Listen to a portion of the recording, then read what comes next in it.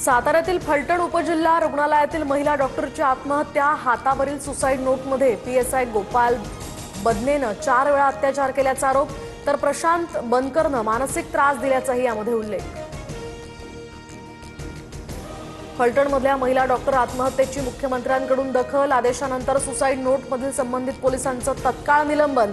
कारवाई सुरू असल्याची फडणवीसांची माहिती। एफआयआर दाखल करण्यासाठी 4 ते 5 तास लावले। राजकीय दबाव असण्याची शक्यता।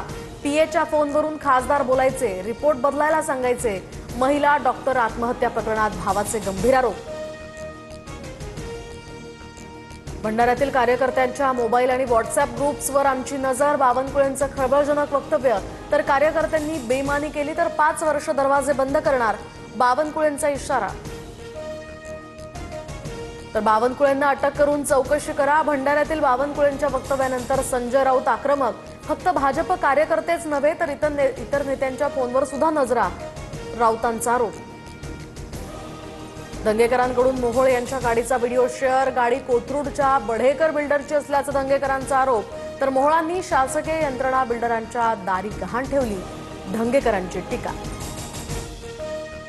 पुणेकरांना अभिमान वाटला पाहिजे की महापौर स्वतःची गाडी वापरतात। दंगेकरांचा बोगस कार्यक्रम सुरू। दंगेकरांनी आरोपांसंदर्भातले पुरावे दाखवावे। मोहोळांचा दंगेकरांवर पलटवार। सांगलीमध्ये रात्री जयंत पाटलांच्या कारखान्याचं नाव बदलून राजे विजय डफळे असं लिहिलं। सकाळी पुन्हा राजे विजय डफळे नावाचा बोर्ड हटवला। मत्स्य व्यवसायाला कृषी दर्जा दिल्यामुळे आता मच्छीमारांना सुद्धा वीज सवलत मिळणार। मत्स्य संवर्धक मत्स्य व्यावसायिकांना ही सवलत लागू असेल।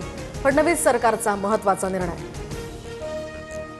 घरांच्या किमती सर्वसामान्यांच्या आवाक्यात राहण्याची शक्यता। रेडी रेकनरप्रमाणे आता दर आकारणीचा राज्य शासनाचा निर्णय रद्द।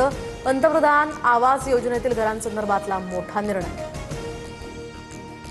मध्य रेल्वे मार्गावर आजपासून 1 नोव्हेंबरपर्यंत विशेष ब्लॉक कालावधीमध्ये कर्जत ते खोपोली लोकल सेवा उपलब्ध नसणार।